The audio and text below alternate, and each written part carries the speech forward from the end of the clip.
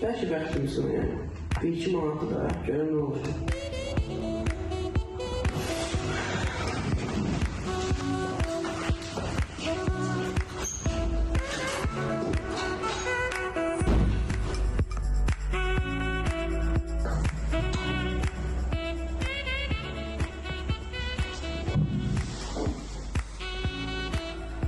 Əcəl alanı. Sen, o civarı ne oldu? Bana boş ver her işi. Geçen defa 50 manat tuttu, sonra da 100 manat. Yavaş yavaş artık da, yok. Ayağım zaten öyle doğrudan. Gelir de. Gene yolunu biləsən. O da ki, kardeşim de,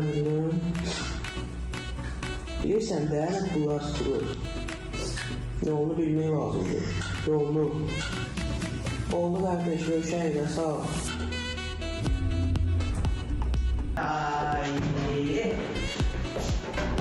Neynəm bu çayı? Oturaq barda buradan, müşə temisən, elədir.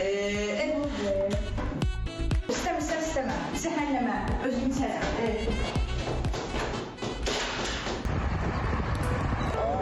Gəldik, keyfə çalışacaq, evdə işləyəcək.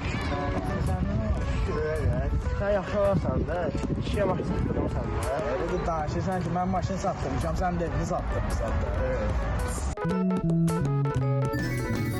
Heç nə başa düşmürəm. İndi İsyan eləmək istəyirəm. Heç nə başa düşmürəm. Mən onu Nə deyəcəyim. eşitdim, nə başa düşdüm. Xəzər Gənclər Evi klipi burada göstərəcək. Kim var? Yox, gəlin bir dənə klipdən əlavə Xəzərə baxdıqda kim deyə bilər qüsurlarını? Buyurun fikrinizi. Əvvəla onu demək istəyirəm ki, mövzu həm aydın deyildi, həm heç nə anlaşılmırdı.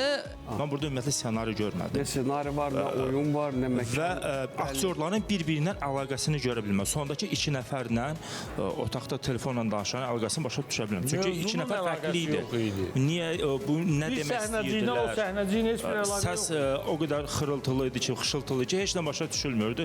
Təbii ki, uşaqlar da, izləyicilər də, sizlər də çətin vəziyyətdə qoyurlar ki, bir obyektiv bir qərar verir. 35 saniyə telefon bütün ağzı da yumdu, bütün danışığı da eşitmədik. Yəni heç bilmədi, o xanım onun yoldaşı idi, katibəsi idi. Çünki məkan olaraq evə oxşamırdı da, çox ofis oxşayırdı.